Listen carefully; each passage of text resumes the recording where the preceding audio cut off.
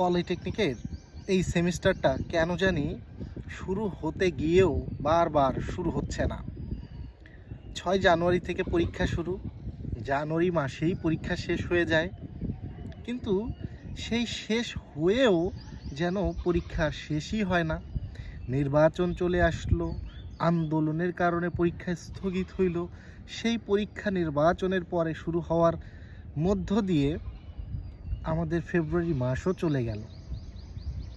রোজার ভিতরে ক্লাস শুরু হওয়ার কথা, যেহেতু রোজার ভিতরে সমস্ত শিক্ষা প্রতিষ্ঠান বন্ধ দিয়ে দিয়েছে, তারই একটা ধারা আমরা লক্ষ্য করি যে 5 মার্চে গিয়ে আবার ক্লাস বন্ধের নোটিশ দেয় যে ঈদ পরবর্তীতে ক্লাস শুরু হবে।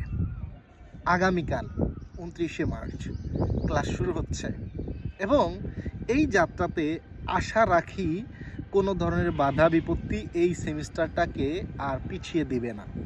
দেখেন, জানুয়ারি মাস থেকে ফেব্রুয়ারি মাস, মার্চ মাস, 3 মাস চলে গিয়েছে, কিন্তু আপনি একই জায়গাতে পড়ে রয়েছেন।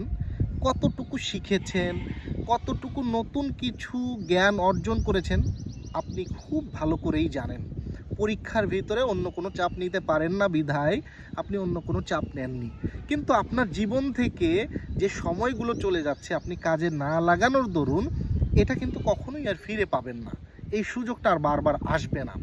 এই জন্য এই সেমিস্টারটা যেভাবে শুরু হয়েছে অনেক সংক্ষিপ্ত সেমিস্টার হবে। বিশেষ করে আমাদের শুক্রবার এবং শনিবার 2 দিন বন্ধ থাকে, সামনে কুরবানির বন্ধ আছে, দুর্গা পূজার বন্ধ এই সেমিস্টারে পড়বে। সামগ্রিকভাবে সরকারি আরও অনেক ছুটি দিয়ে ঠিকই ক্লাস কিন্তু 70 দিন হবে সর্বমোট, এবং এই 70 দিনের ভিতরে আপনাকে আপনার পুরো ক্লাস কার্যক্রম শেষ করতে হবে।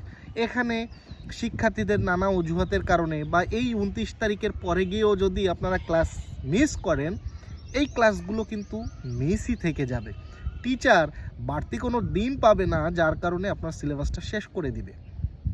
এজন্য শিক্ষার্থীদের উচিত যে কোনোভাবেই হোক নিজের এই সময়টাকে, নিজের এই যৌবনটাকে, নিজের ভবিষ্যৎ গড়ার এই সোনালি সময়টাকে কাজে লাগানো।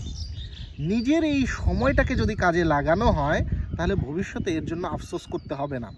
আর ক্লাস হোক বা না হোক, পলিটেকনিকে পরীক্ষা হয় যথাসময়ে এবং আপনার সার্টিফিকেটও আপনি হয়তো পেয়ে যাবেন, কিন্তু সময়ের এই